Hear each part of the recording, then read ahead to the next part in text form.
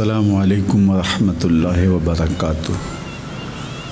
الحمد لولیہ والصلاۃ والسلام علی نبیہ وآلہ وصحبہ وبارک وسلم۔ قال اللہ تعالی وتبارک فی شان حبیبہ مخبرا وآمرا ان اللہ وملائکتہ یصلون علی النبی یا ایھا الذین آمنوا صلوا علیہ وسلموا تسلیما۔ اللہم صلی علی سیدنا و مولانا محمد معدن الجود والکرم صلاۃ و سلاما علیک یا سیدی یا رسول اللہ وعلی آلک و اصحابک یا حبیب اللہ۔ حمد و تعریف و توصیف اللہ جل مجدہ الکریم کی ذات بابرکات کے لیے، جو خالق کائنات بھی ہے اور مالک ششہات بھی۔ اللہ جل وعلا کی حمد و ثنا کے بعد رسول رحمت، شفیع معظم، نبی محتشم حضور ختمی المرتبت صلی اللہ علیہ وآلہ وسلم کے حضور ناز میں اپنی عقیدتوں، ارادتوں اور محبتوں کا خراج پیش کرنے کے بعد، واجب الاحترام معزز محتشم سامعین حاضرین، السلام علیکم ورحمۃ اللہ وبرکاتہ۔ اللہ تعالیٰ جل شانہ نے اپنے محبوب علیہ السلام کو خوبصورتی، عظمت، جمال اور کمال عطا کیے۔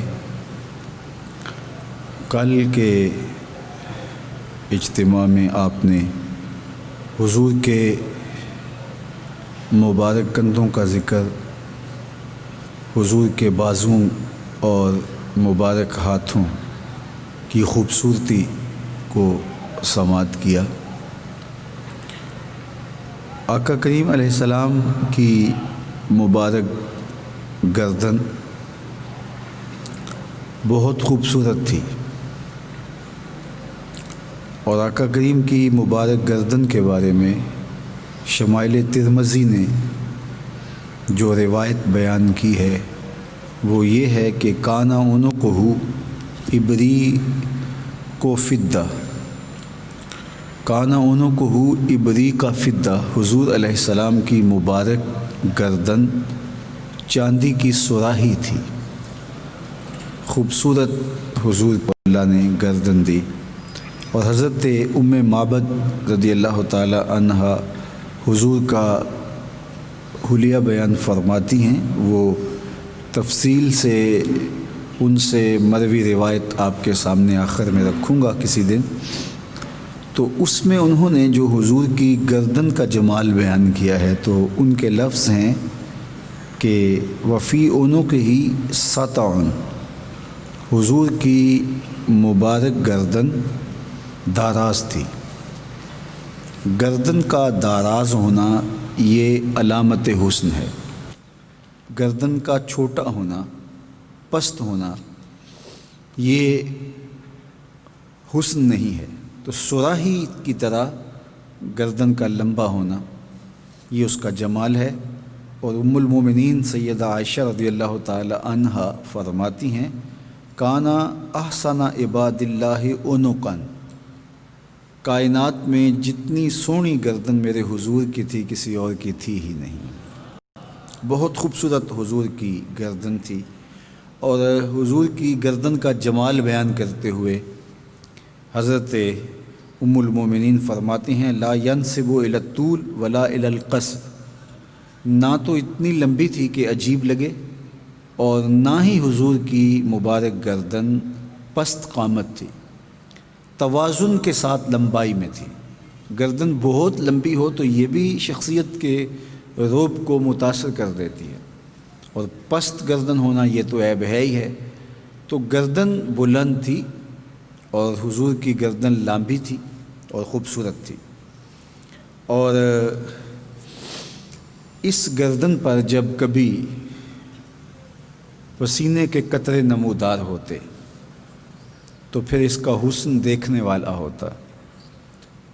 اعلیٰ حضرت کے قصیدہ سلامیہ میں حضور کی گردن کے حوالے سے اور مبارک گردن کے اوپر جو پسینہ نمودار ہوتا ہے اس پر گفتگو کی گئی، اس کو نظم کیا گیا، تو اس پر تضمین کے ساتھ آپ ذرا یہ حسن ملاحظہ کیجئے۔ مصحف نور پہ آب زر کا ورق، قرآن تو قرآن ہوتا ہے، لیکن اگر قرآن کو سونے کے پانی سے لکھا گیا ہو تو حضور کی گردن ویسے ہی سونی تھی، لیکن اس پر جب پسینے کے قطرے نمودار ہوتے تو اس کا حسن دوبالا ہو جاتا۔ تو کہا مصحف نور پر آب زر کا ورق، یا کف حور پر موتیوں کا طبق، یا کف حور پر موتیوں کا طبق، من رآنی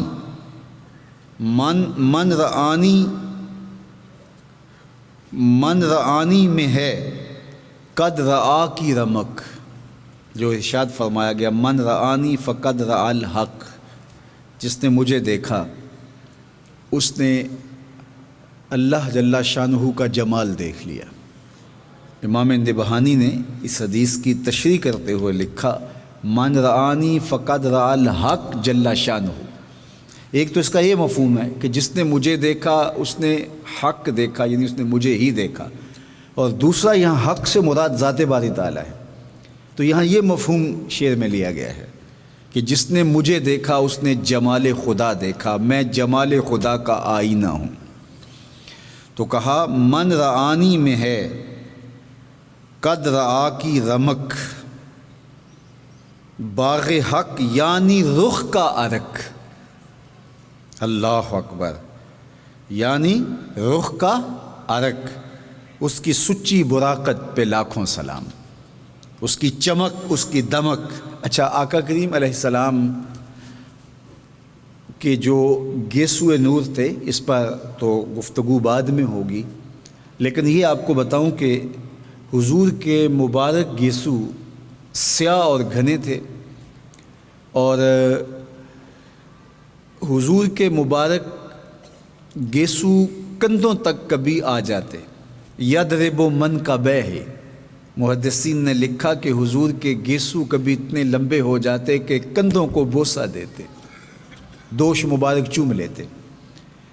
تو سیاہ رنگ کے حضور کے مبارک گیسو، مبارک زلفیں، اور جب حضور چلتے اور گرمی کی وجہ سے گردن پہ پسینہ نمودار ہوتا، چلنے کی وجہ سے مبارک زلفوں میں جنبش پیدا ہوتی، تو ان زلفوں کی اوٹ سے حضور کی گردن دکھائی دیتی، اور اس گردن کے اوپر پسینے کے قطرے موتیوں کی طرح چمکتے ہوئے نظر آتے۔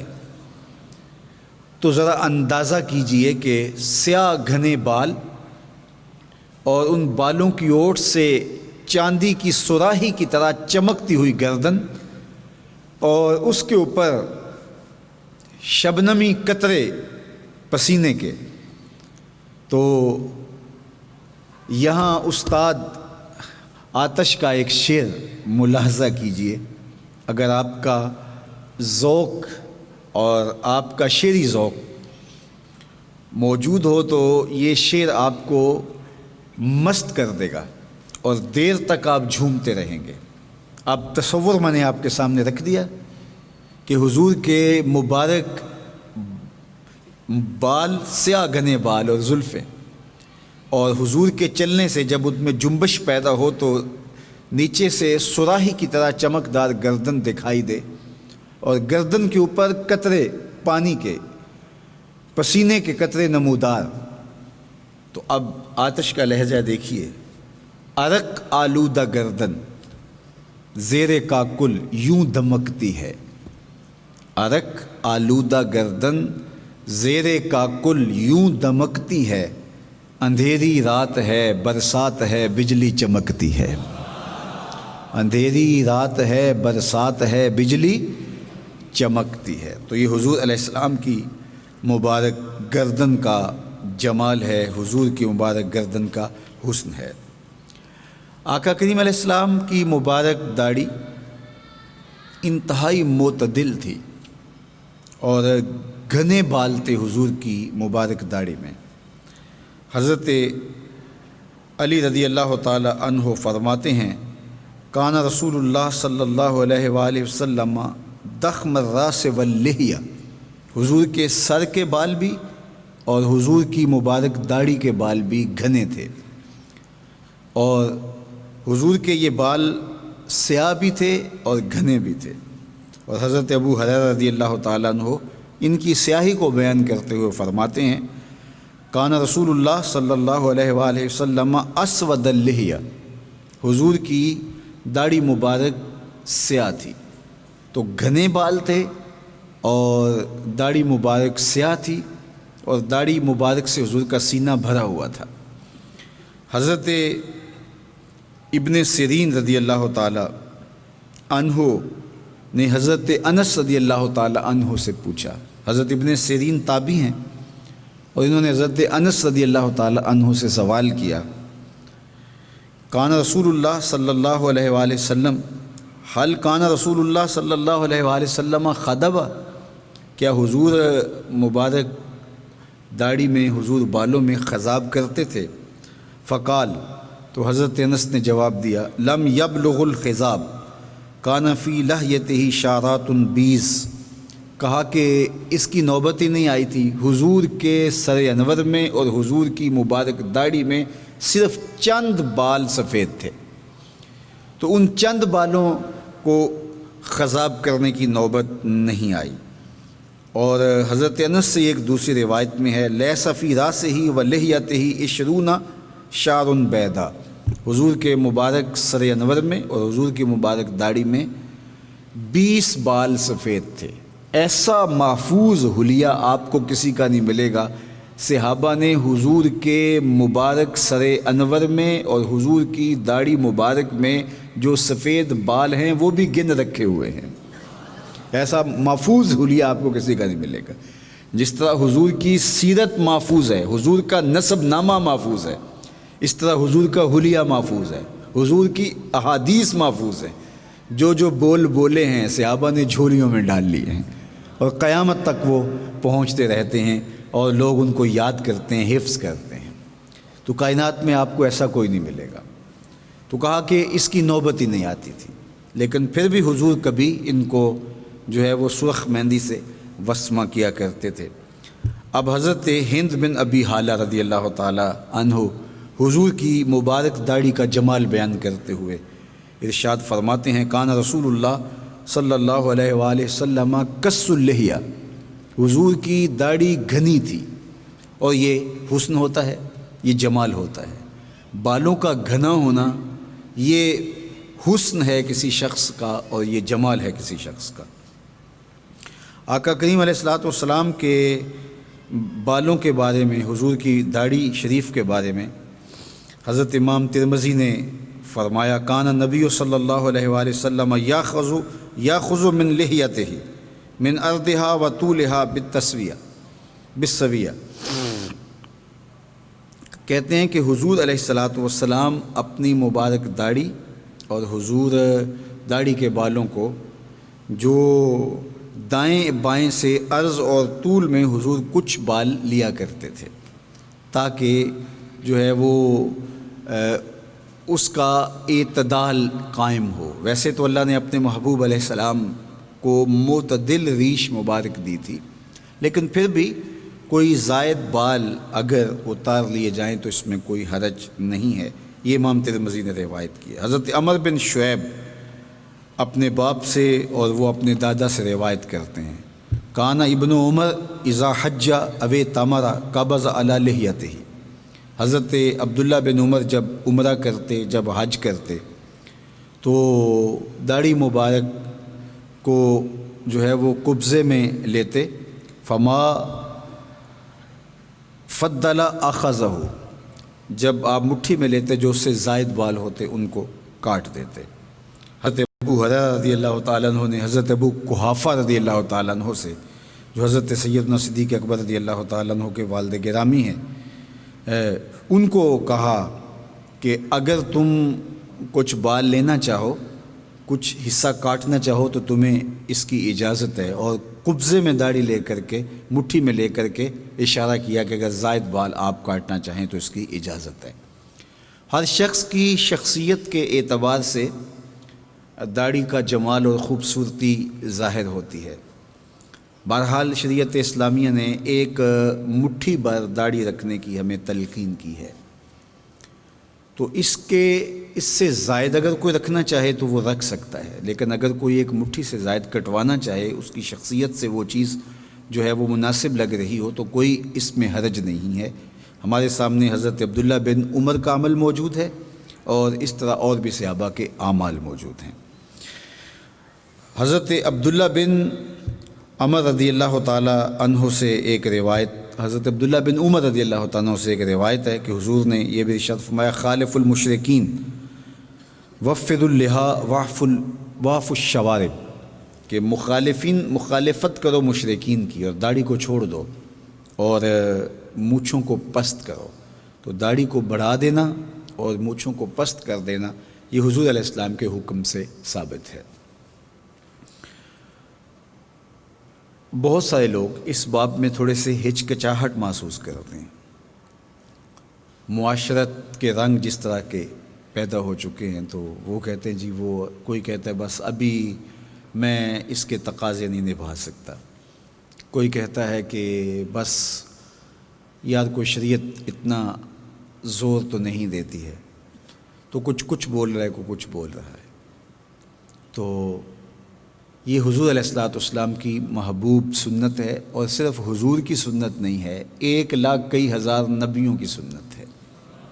کوئی 1,00,000 نبیوں کی سنت، آپ کو ایک نبی بھی ایسا نہیں ملے گا کہ جس کے چہرے پہ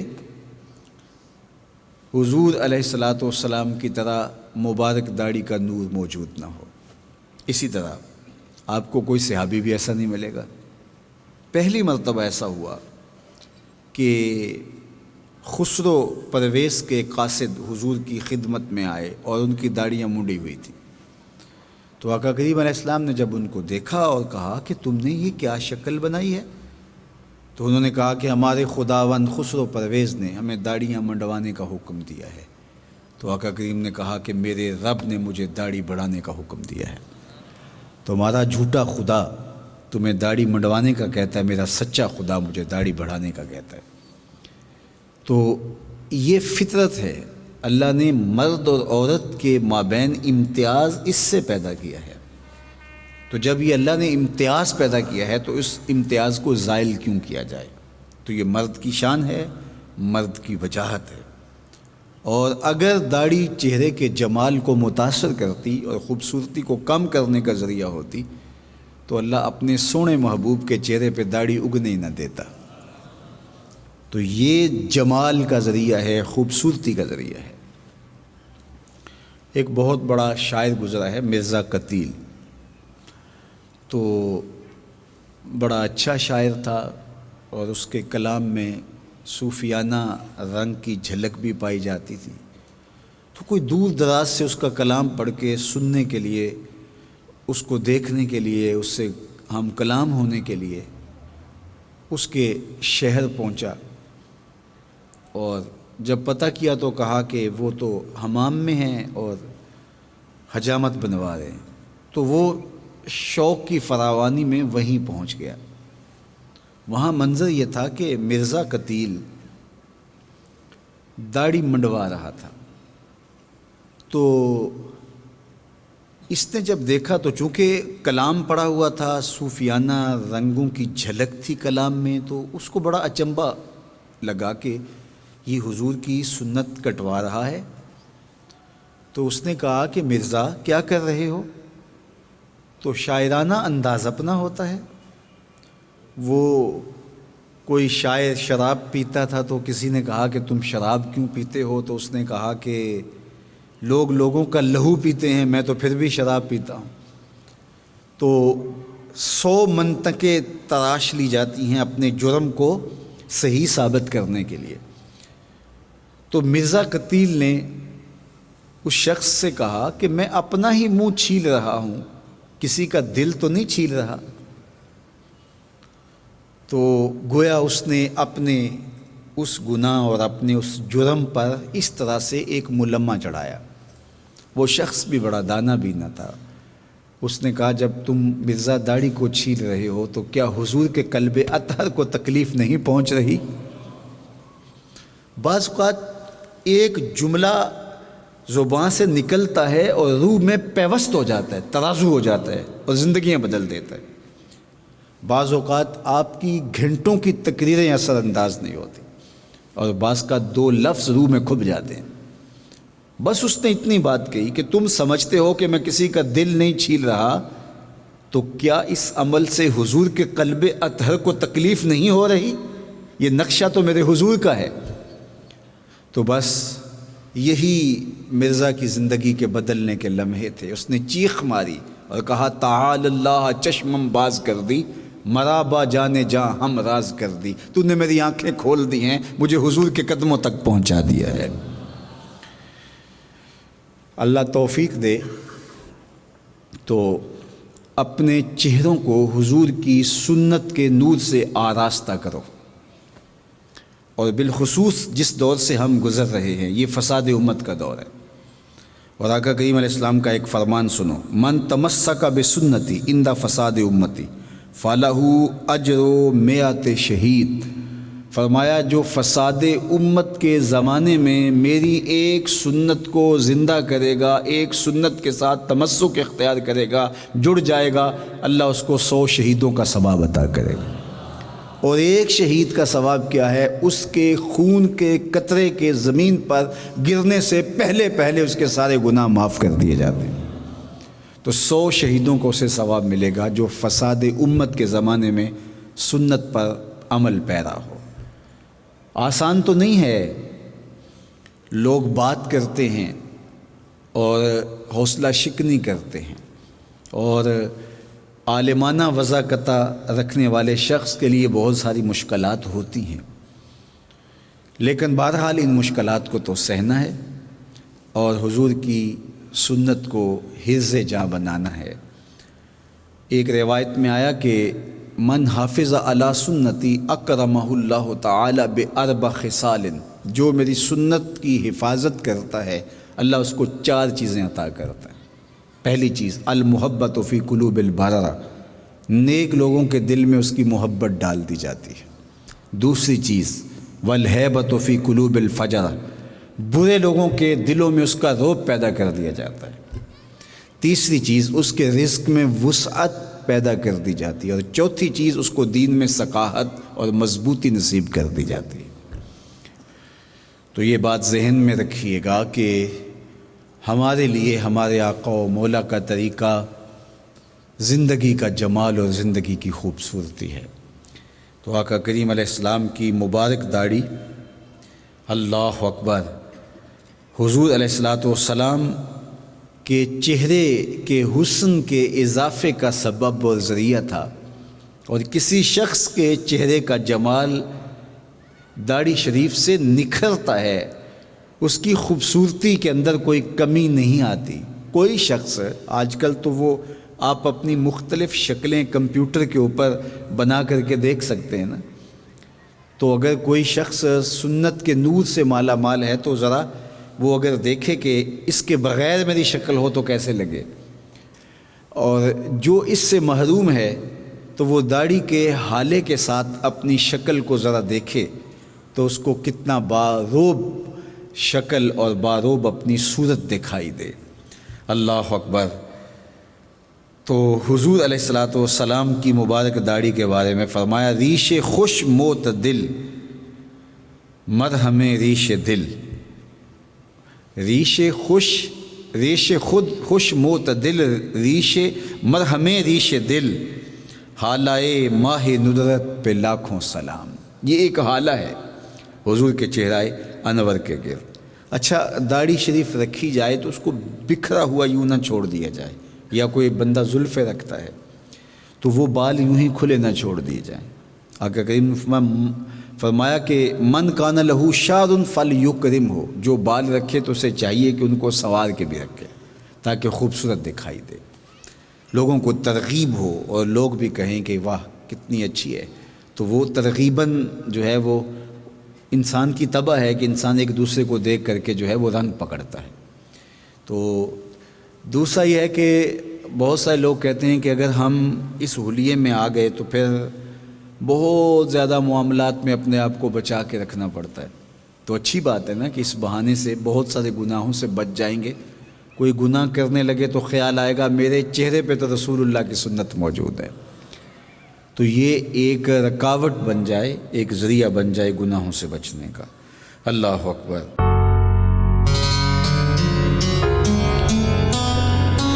صلی اللہ علیہ وسلم، صلی اللہ علیہ وسلم۔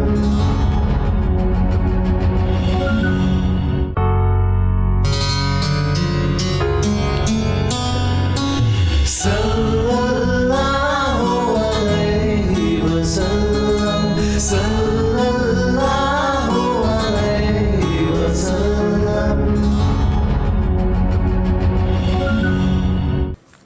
اب آقا کریم علیہ الصلوۃ والسلام کے مبارک دہن، حضور علیہ الصلوۃ والسلام کے مبارک منہ کا جمال ملاحظہ کیجیے۔ ایک تو حضور کا چہرہ ہے، چہرے میں آنکھیں بھی آتی ہیں، چہرے میں مبارک پیشانی بھی آتی ہے، رخساریں بھی آتی ہیں، چہرے میں باقی اعضائے چہرہ بھی آتے ہیں، بینی مبارک بھی آتی ہے، لیکن فم کا لفظ یا دہن کا لفظ منہ کے لیے آتا ہے۔ انسان جب ہونٹ کھولتا ہے تو انسان کا جو منہ کا حصہ ہے تو اس کو فم کہا جاتا ہے۔ تو حضور کا فم، حضور کا دہن مبارک، تو اس کے بارے میں حضرت جابر بن سمرہ رضی اللہ تعالی عنہ فرماتے ہیں کان رسول اللہ صلی اللہ علیہ وآلہ وسلم دلی الفم، حضور علیہ الصلوۃ والسلام کا مبارک منہ کوشادہ تھا۔ منہ کی کشادگی یہ جمال ہے، اور وہ میں بات آپ کو اس دن بتائی کہ ہر بڑائی، ہر کشادگی اعتدال کے ساتھ، بہت زیادہ کشادگی تو ظاہر ہے کہ یہ جمال سے متصادم ہے، مناسب متوازن کشادگی یہ اللہ نے اپنے محبوب علیہ السلام کو عطا کی۔ تو اس کے لیے جو لفظ بیان فرمائے گئے حضرت جابر بن سمرہ رضی اللہ تعالیٰ عنہ سے، کان رسول اللہ صلی اللہ علیہ وآلہ وسلم دلی الفم۔ اچھا، دلی کا معنی الواسع، یعنی حضور کا مبارک منہ کشادہ تھا۔ اس کا معنی عظیم الفم بھی کیا گیا ہے کہ حضور کا مبارک منہ باعظمت تھا۔ اللہ اکبر۔ اچھا، حضور علیہ الصلوۃ والسلام کے مبارک منہ کی کشادگی، حضور علیہ السلام کے فم نور کی عظمت، ایک تو صوری عظمت ہے کہ وہ کشادہ تھا اور کشادگی سے اس کا جمال اور اس کی خوبصورتی نکھرتی تھی، لیکن اس کا معنوی حسن یہ ہے کہ اس منہ سے جو بات نکلتی تھی وہ وحی خدا ہوتی تھی۔ وہ دہن جس کی ہر بات وحی خدا، چشمائے علم و حکمت پہ لاکھوں سلام۔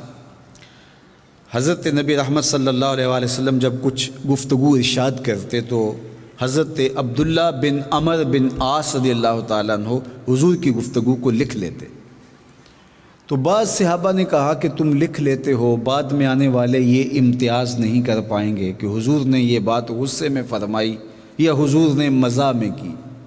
کبھی حضور غصے میں ہوتے تھے، کبھی مزاح میں ہوتے تھے، یہ حضور کی طبیعت تھی۔ تو تم ہر چیز لکھ لیتے ہو، بعد میں آنے والا تو اس حالت کا ادراک نہیں پائے گا، اور غصے میں کہی ہوئی بات کو بھی اور مزاح میں فرمائی گئی بات کو بھی اسی طرح لے گا۔ تو عبداللہ بن عمر بن عاص نے لکھنا چھوڑ دیا۔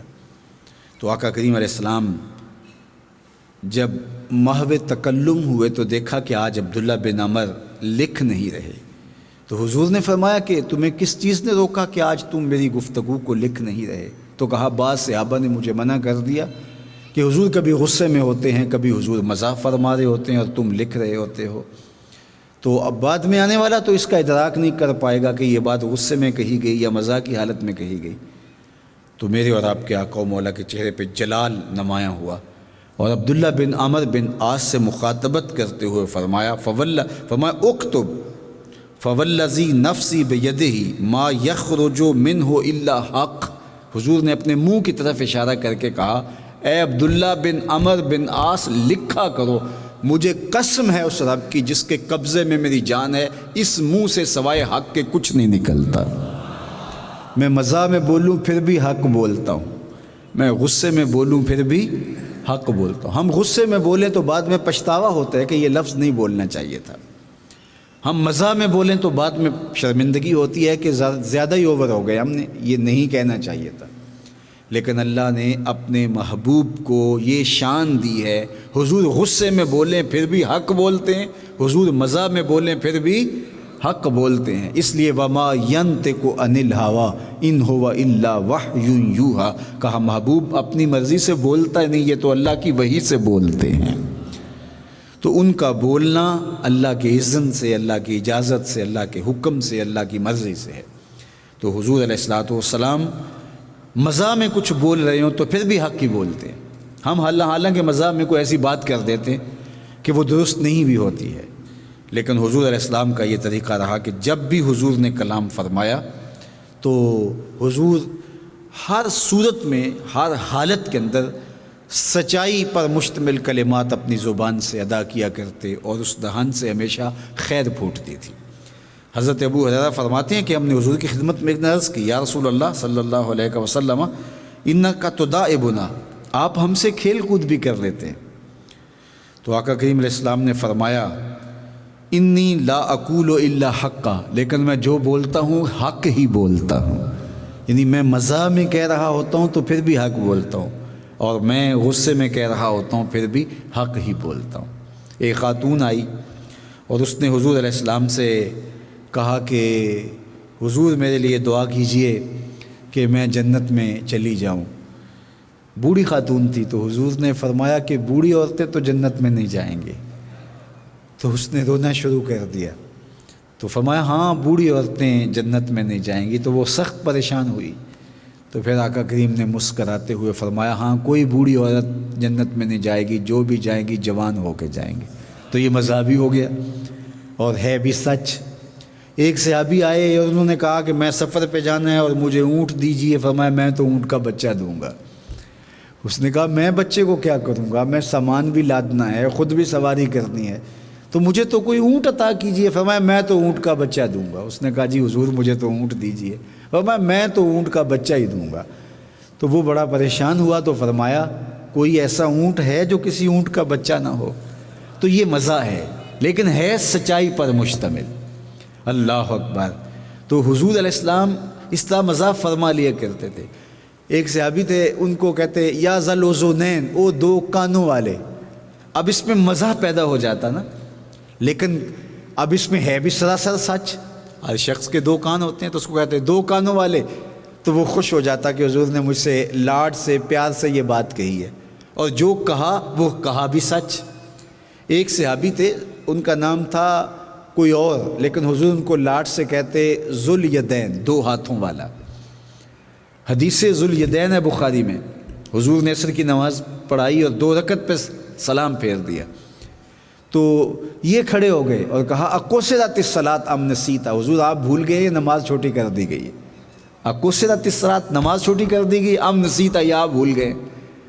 تو حضور نے صحابہ سے پوچھا تو نے کہا جی حضور آپ نے 2 رکعت کے سر پہ سلام پھیر دیے. تو آقا کریم نے پھر وہ نماز پوری کی. تو آقا کریم علیہ الصلوۃ والسلام ان کو لاڈ سے کہتے ذوالیدین، او 2 ہاتھوں والے. اب ہاتھ تو میرے بھی 2 ہیں، آپ کے بھی 2 ہیں، سب صحابیوں کے 2 ہاتھ ہی تھے، لیکن حضور اس کو ذرا لاڈ سے یہ لفظ کہہ کے پکارتے. تو ان کا نام ہی ذوالیدین پڑ گیا. اس حدیث کو بھی حدیث ذوالیدین کہتے ہیں. کسی نے حضرت ذوالیدین سے کہا یہ تو حضور نے لاڈ سے تمہیں ذوالیدین کہا، نام تو تمہارا کوئی اور تھا، بتاؤ تمہارا کیا نام تھا اصل؟ کہنے لگے وہی جو حضور نے رکھ دیا ہے، میرا کوئی اور نام نہیں ہے، میرا وہی نام ہے جو حضور پکارتے ہیں، جو انہوں نے کہہ دیا وہی میرا نام ہے. اللہ اکبر.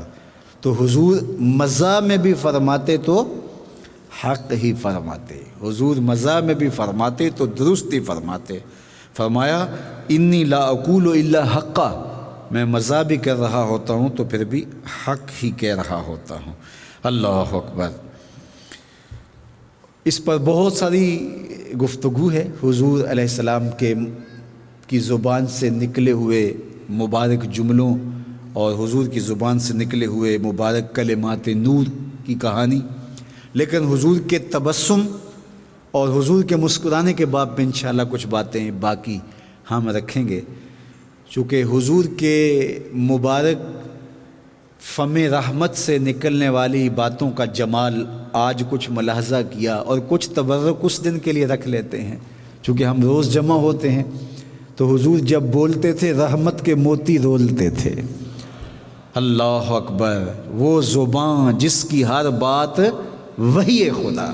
فرمایا قرب قیامت میں ایک شخص بڑے پلنگ کے اوپر بیٹھ کے موٹے پیٹ والا کہے گا جی جی وہی ہے حلال جو اللہ نے حلال کیا، وہی ہے حرام جو اللہ نے حرام کیا۔ فرمایا انما اوتیت القرآن ومثلہ معہ، مجھے قرآن دیا گیا اور قرآن جتنے اور علوم بھی میرے سینے میں رکھے گئے، جس کو میں حلال قرار دے دوں وہ ایسا ہی ہے جس طرح اللہ حلال قرار دے دے، اور جس کو میں حرام قرار دے دوں ایسا ہی ہے جس طرح اللہ حرام قرار دے دے۔ تو حضور کا فرمانا وحی الہی ہے، حضور کا فرمانا حق ہے، حضور کا فرمانا دین ہے۔ حضور علیہ السلام کو اللہ نے تشریعی اختیار عطا فرمائے تھے، جو وہ کہہ دیں وہ ہو جاتا ہے۔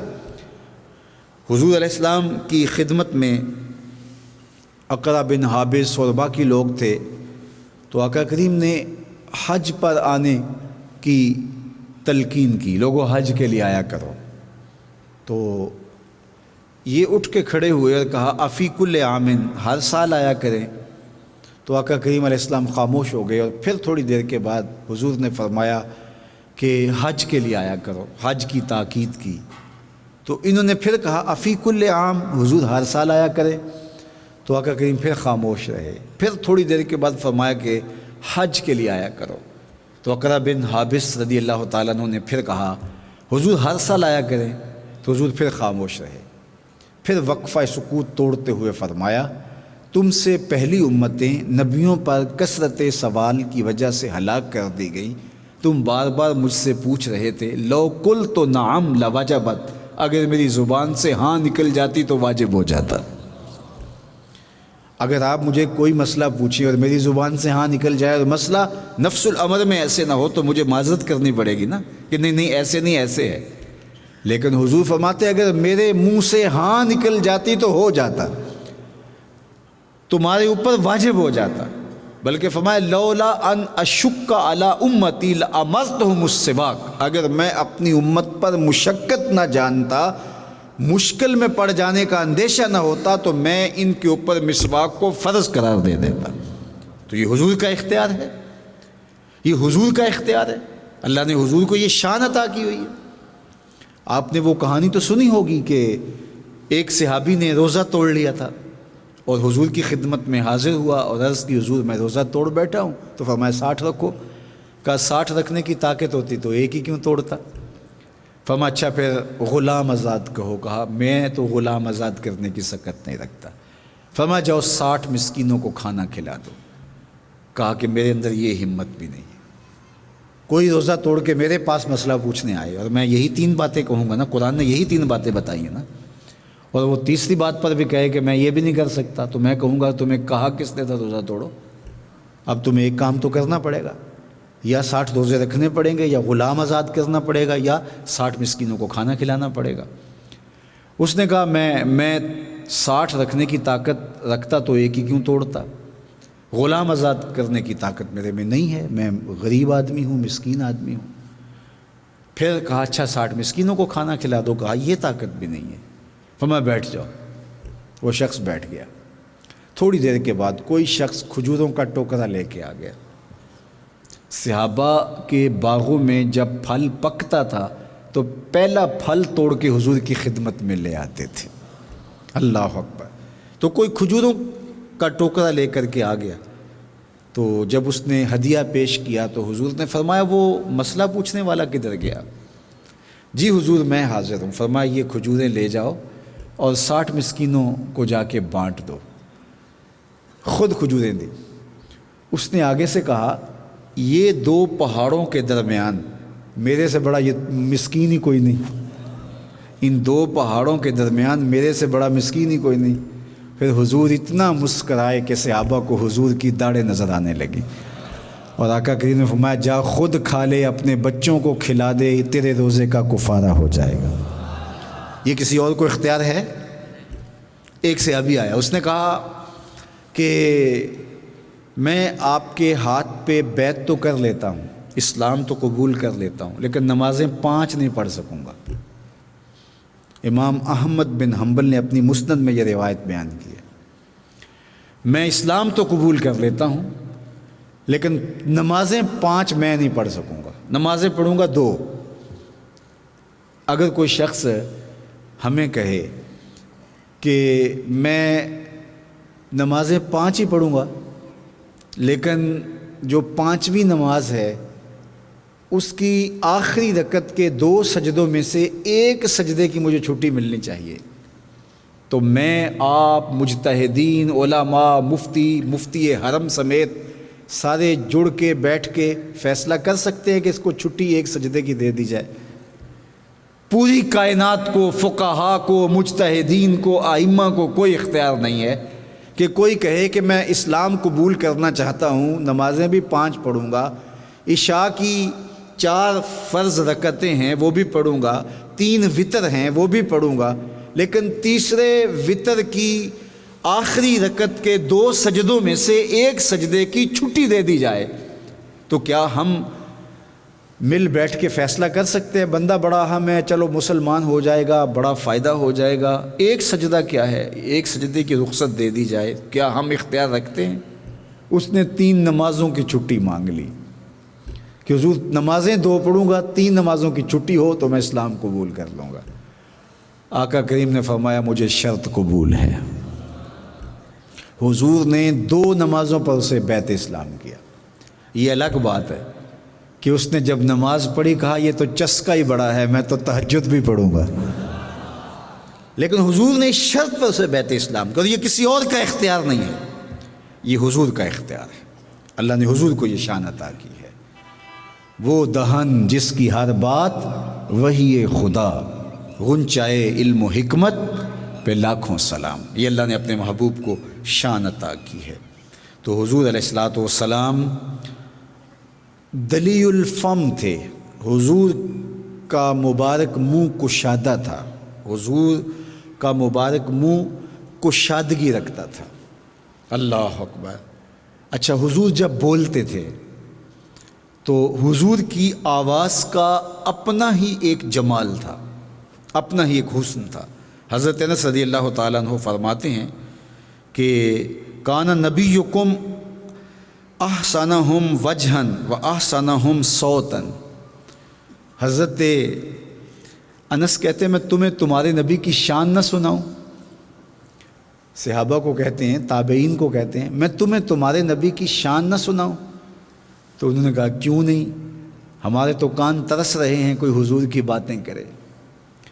تو انہوں نے کہا کہ تمہارے نبی کے چہرے جیسا کسی کا چہرہ نہیں تھا، اور تمہارے نبی کی مبارک آواز جیسی کسی کی آواز نہیں تھی۔ اللہ اکبر، بہت خوبصورت آواز تھی تمہارے آقا و مولا کی۔ اور حضرت جبیر رضی اللہ تعالیٰ عنہ فرماتے ہیں کان نبی صلی اللہ علیہ وآلہ وسلم حسن النغمہ، حضور علیہ الصلوۃ والسلام کا لہجہ مسحور کن تھا، حضور جب گفتگو کرتے تو ماحول پر سحر طاری ہو جاتا۔ حضرت برا بن عازب رضی اللہ تعالیٰ عنہ فرماتے ہیں کہ ایک دن میں نے حضور کے پیچھے نماز پڑھی، اور نماز تھی عشاء کی، اور حضور نے والتین والزیتون کی تلاوت کی۔ فرماتے ہیں آج تک اتنی میٹھی آواز میں نے کبھی سنی ہی نہیں ہے جتنی میٹھی آواز میرے حضور کی تھی۔ اللہ اکبر۔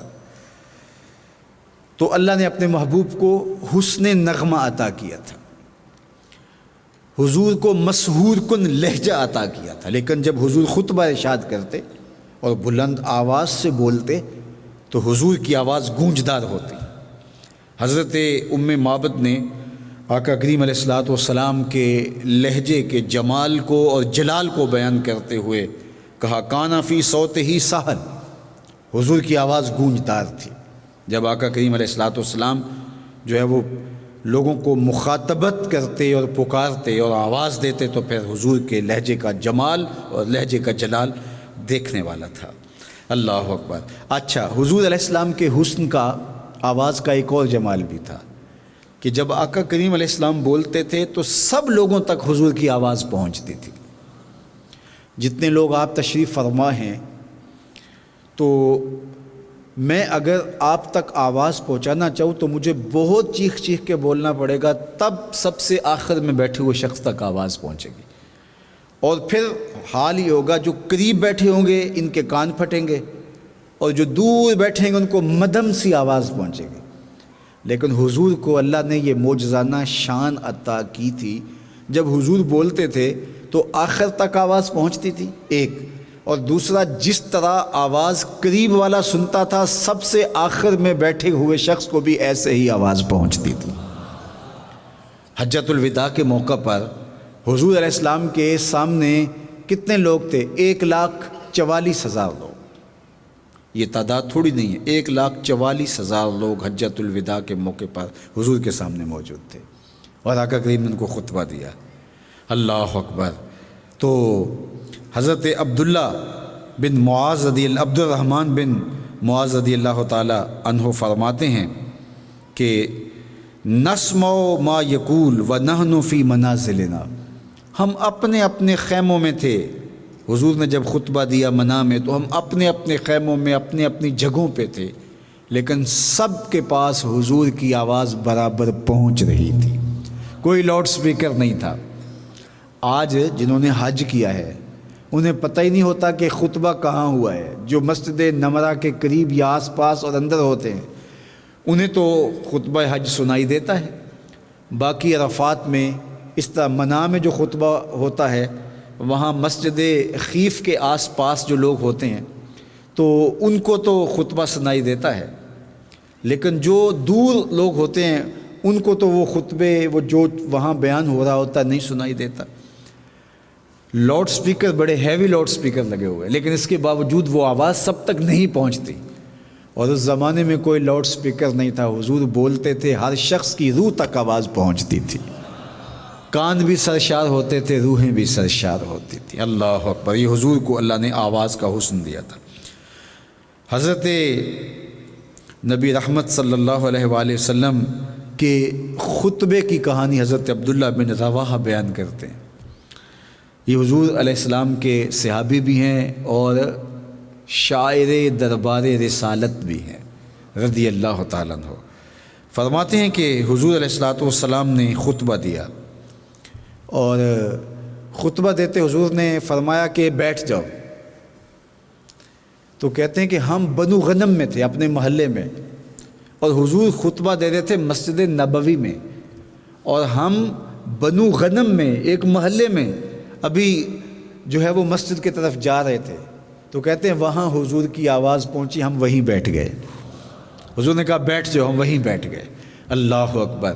ایک تو صحابہ کی کمال اطاعت دیکھیے، اور دوسرا حضور علیہ السلام کی اطاعت اور فرما برداری کے ساتھ حضور کی آواز کا جمال دیکھیے کہ بنو غنم تک حضور کی آواز مسجد سے پہنچ رہی ہے۔ یہ اللہ نے اپنے محبوب علیہ السلام کو توانائی عطا کی۔ اچھا، حضور خطبہ ارشاد کرتے تو حضور کا خطبہ لمبا نہیں ہوتا تھا، بہت مختصر بھی نہیں ہوتا تھا کہ مراد ہی پوری نہ ہو۔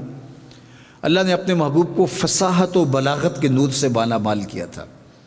خود فرمایا انا افصح العرب، عربوں میں سب سے فصیح میں ہوں۔ اور فصاحت کیا ہوتی ہے کہ آپ جو کہنا چاہ رہے ہوں وہ جامع الفاظ کے اندر لوگوں تک پہنچا سکیں۔ بعض اوقات کچھ لوگ جو کہنا چاہ رہے ہوتے ہیں تو وہ اس قدر لمبا کر دیتے ہیں کہ مقصود پہنچ نہیں رہا ہوتا۔ ایسا آپ کو بھی کئی مرتبہ اتفاق ہوا ہے کہ کوئی آدمی آپ کو کچھ کہنا چاہ رہا ہو اور وہ جو کہنا چاہ رہا ہو اس کے لیے اس کو مناسب اور جامع لفظ ہی نہ مل رہے ہوں، اور وہ آپ کے گھنٹوں ضائع کر دے تو یہ کمال نہیں ہوتا. اور اتنا مختصر جملہ کہ آپ اس جملے سے وہ سب کچھ سمجھ ہی نہ سکیں جو وہ کہنا چاہ رہا ہے، یہ بھی کمال نہیں ہوتا.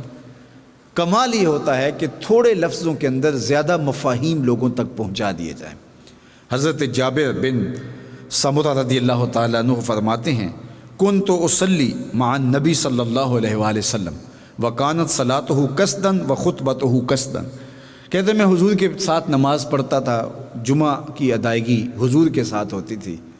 میں نے یہ دیکھا کہ حضور کا خطبہ بھی زیادہ لمبا نہیں ہوتا تھا، حضور کی نماز بھی زیادہ لمبی نہیں ہوتی تھی. تو حضور میانہ روی کے ساتھ خطبہ ارشاد فرمایا. حضور کے جتنے بھی خطبات آپ اٹھا کے دیکھیں، سب سے بڑا خطبہ تو حجۃ الوداع کا خطبہ ہے نا. قیامت تک آنے والی انسانیت کے لیے حضور نے منشور حیات دیا، لیکن وہ بھی آپ کو گھنٹوں پر پھیلا ہوا نہیں ملے گا، مختصر لیکن انتہائی جامع. اور یہ حضور کی فصاحت تھی. لہو خورشید کا ٹپکے اگر ذرے کا جگر چیرے، یہ اللہ نے اپنے محبوب کو کمال دیا. سلطان محمود غزنوی کے دل میں یہ تھا کہ العلماء ورثۃ الانبیاء، علماء نبیوں کے وارث ہوتے ہیں. یہ حدیث کہیں اپنی مدح میں علماء نے خود ہی تو نہیں گھڑی. قیامت کے بارے میں بھی کبھی جو ہے وہ اس کے دل میں بات آتی. میرا والد سلطان سبکتگین ہے، اس کے بارے میں کبھی وہ سوچتا. یہ 3 شکوک اس کے دل پر، اس کے دماغ پر دستک دیتے تھے. ایک دن بادشاہ گھر سے نکلا، خادم سونے کا شمعدان لیے آگے آگے چل رہا ہے. تو بادشاہ نے دیکھا ہے کہ ایک مدرسہ ہے جس کی چھوٹی چھوٹی 4 دیواری ہے، اور وہاں طالب علم بیٹھ کے پڑھ رہے ہیں. مدرسے میں جلتے ہوئے گیس میں، مدرسے کے اندر جو گیس ہے اس میں روشنی نہیں ہے، اس میں تیل ہی نہیں ہے. تو جب وہ سبق بھولتے ہیں تو قریب ہی ایک ہندو بنیے کی دکان پر جا کر کے اپنا سبق دیکھتے ہیں، دہراتے ہیں، پھر آ کے یاد کرنے لگ جاتے ہیں. پہلی مرتبہ علم کے لیے تڑپ دیکھی. خیر اس کا دل پسیج آیا اور اس نے سونے کا شمعدان طالب علموں کو دے دیا.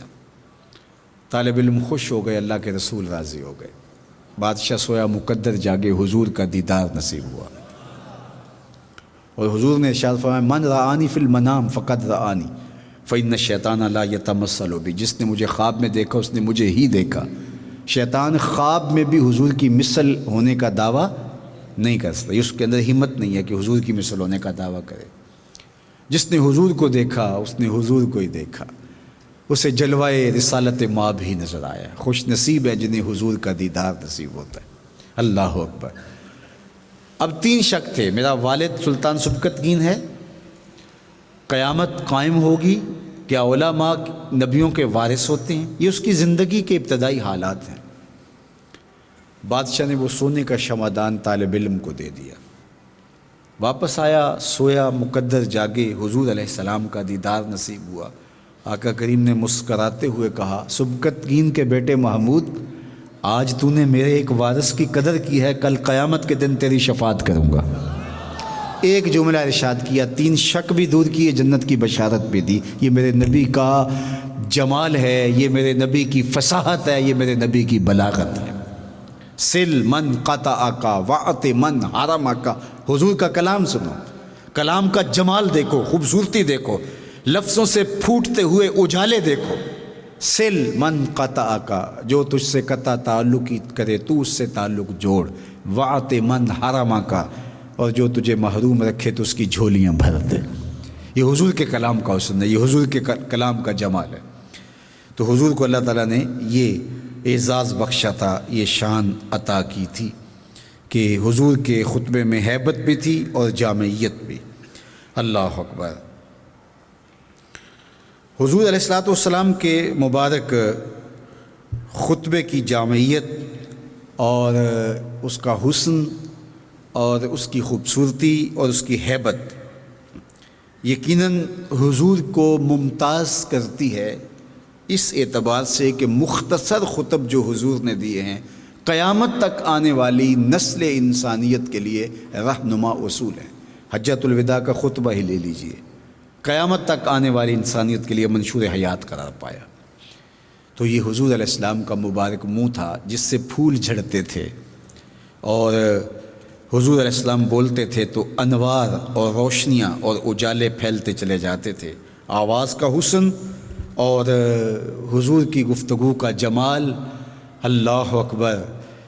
کیا کسی نے کہا کہ لہجے میں اگر رس ہو، لہجے میں اگر رس ہو تو دو بول بہت ہیں، لہجے میں اگر رس ہو تو دو بول بہت ہیں، انسان کو رہتی ہے محبت کی زبان یاد۔ تو یہ اللہ کے محبوب علیہ الصلوۃ والسلام کا خوبصورت لہجہ، حسن نغمہ، آواز کی دلکشی، آواز کا روبدار ہونا، آواز کا سب لوگوں تک برابر پہنچنا۔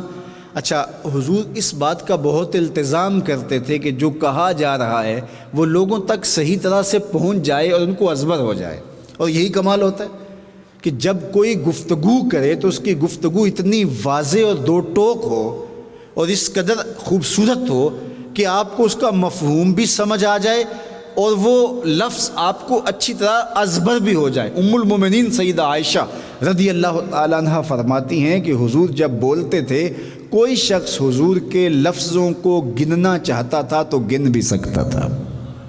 اللہ اکبر! یہ اللہ نے اپنے محبوب کو شان عطا کی ہے، لفظوں کو کوئی شمار کرنا چاہتا تو وہ شمار بھی کر سکتا تھا۔ پھر اللہ نے اپنے محبوب کو یہ شان عطا کی تھی کہ حضور جب گفتگو ارشاد فرماتے تھے تو جو اہم نقطہ ہوتا، اہم بات ہوتی، اس کو 3 مرتبہ دہرا کے کہتے تاکہ اچھی طرح ذہن نشین ہو جائے۔ اچھا، ایسا ہوتا کہ حضور نے ایک بات بڑی تفصیل سے دہرا کے کہی اور پھر دوبارہ وہی بات کوئی پوچھ لیتا تو حضور ناراض نہیں ہوتے تھے کہ میں نے بڑی تفصیل سے تمہیں سمجھائی ہے بات، تم پھر پوچھ رہے ہو کہاں گئے تھے، غائب تھے۔ حضور ناراض نہ ہوتے، حضور پھر ارشاد فرما دیتے۔ حضور فرماتے میں نہیں بتاؤں گا تو کون بتائے گا۔ اعلیٰ حضرت شیر ربانی میاں شیر محمد شرک پوری رحمۃ اللہ تعالیٰ علیہ خطبہ جمعہ کا ارشاد کیا تو بعد میں دوستوں سے ملاقات ہونے لگی تو ایک بوڑھا بزرگ آپ سے ملاقات کرتے ہوئے رو پڑا تو آپ نے فرمایا بیلیا کی گل ہے، کیوں رو رہا ہے؟ تو اس نے کہا جی میں دور دیہات سے آپ کا خطبہ سننے کے لیے آیا تھا لیکن سفر بہت لمبا تھا اور وقت پہ پہنچ نہیں پایا، تو خیر نماز تو مجھے مل گئی، جمعہ تو مل گیا لیکن آپ کا خطبہ نہیں سن سکا۔ اب آپ سے ملا ہوں تو مجھے افسوس ہوا ہے کاش کہ آپ کی باتیں بھی سنی ہوتی۔ تو آپ نے کہا بیلیا توں بہ جا، پنجابی بولتے تھے، کہا بیلیا توں بہ جا، تو اس کو بٹھا دیا، سب سے ملاقات ہوتی رہی۔ جب سارے ملاقات کر کے چلے گئے تو آپ نے اس کو اپنے سامنے بٹھایا اور جو خطبہ جمعہ دیا تھا وہ دوبارہ دینا شروع کر دیا۔ تو وہ اکیلا شخص کہا حضرت میرے لیے آپ اتنا تکلف کر رہے ہیں؟ تو میاں صاحب کہنے لگے بیلیا جس رب واسطے انہوں نے سنایا سی اسے رب واسطے تینوں سنا رہے ہیں۔ تو کوئی شخص دوبارہ پوچھتا تو حضور ناراض نہ ہوتے کہ میں اتنی تفصیل سے تمہیں بتایا، ایک بات کو دہرا کے 3 مرتبہ بتایا، تم پھر بھی پوچھ رہے ہو، حضور پھر ارشاد فرما دیتے۔ اللہ اکبر! کوئی ہے زمانے میں ایسا؟ کوئی لاؤ تو صحیح ایسا، ڈھونڈو گے بھی تو نہیں ملے گا۔ کائنات میں جو خوبصورتی، جو جمال، جو خلق، جو اخلاق عالیہ، جو اقدار حسنہ اور جو نرمی، جو رقت، جو پیار، جو ہمدردی، جو درد مندی ذات رسالت مآب میں ملے گی، پورے زمانے کو چھان مارو کہیں نہیں ملے گی۔ تو پھر یار جس نبی نے اتنا پیار دیا اس کا میلاد نہ منائیں، اس کا ذکر نہ کریں؟ ہم تو دم دم نبی نبی بولیں گے، ہم تو جئیں گے تو نبی کے لیے، مریں گے تو نبی کے لیے کہ تو ہی ہوتے ہیں میریاں آساں دا سہارا، دس کنوں کراں جے تینوں نہ کراں یاد۔ اللہ اکبر!